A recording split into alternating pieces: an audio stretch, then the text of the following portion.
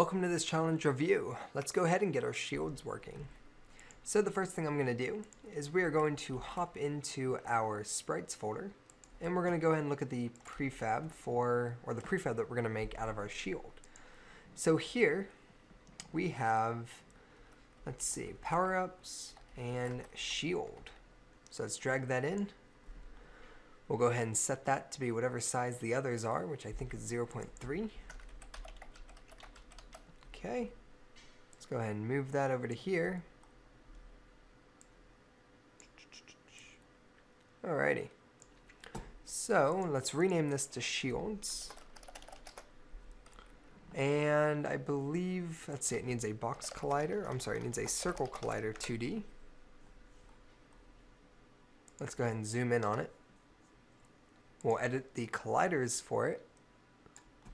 Move it up a bit on the Y, and I think that's pretty good right there. So here we have our shields power up. So here's our shields power up. And let's see, is everything else okay? They have a power up script, a circle collider.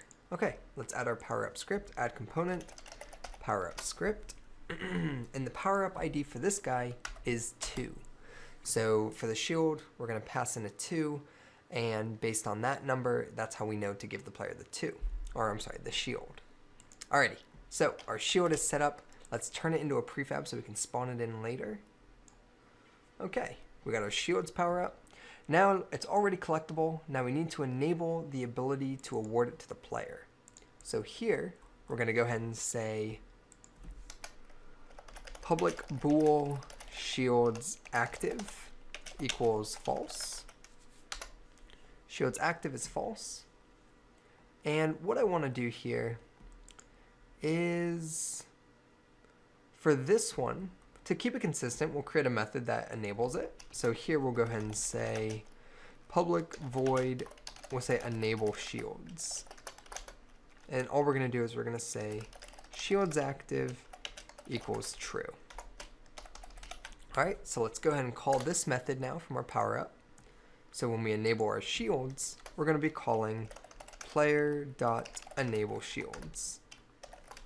And there we go. That will give our player our shields. The next step is to go ahead and make it so we can't get damaged. So here's where we subtract 1 life from the player.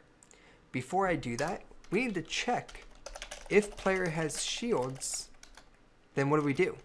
Do nothing. So we're going to talk about how we can do nothing. So check this out. We have our if statement. If shields active equals true, then what do we want to do? First thing first, shields active is no longer true. So we turn the shields off because that was your free hit. And now we need to stop the program. I don't want to continue on with the damage function. So to say basically stop doing what you're doing, we can use the return function, which basically says return the method back to the top. So shields active is true, we turn off the shields, and then we stop the program here. The return method is basically stopping the program. So that's going to allow it so that on the next time around, when we get damaged, our shields active is false, meaning it's going to skip this if statement, and it's going to continue on as normal. So let's go ahead and test this out.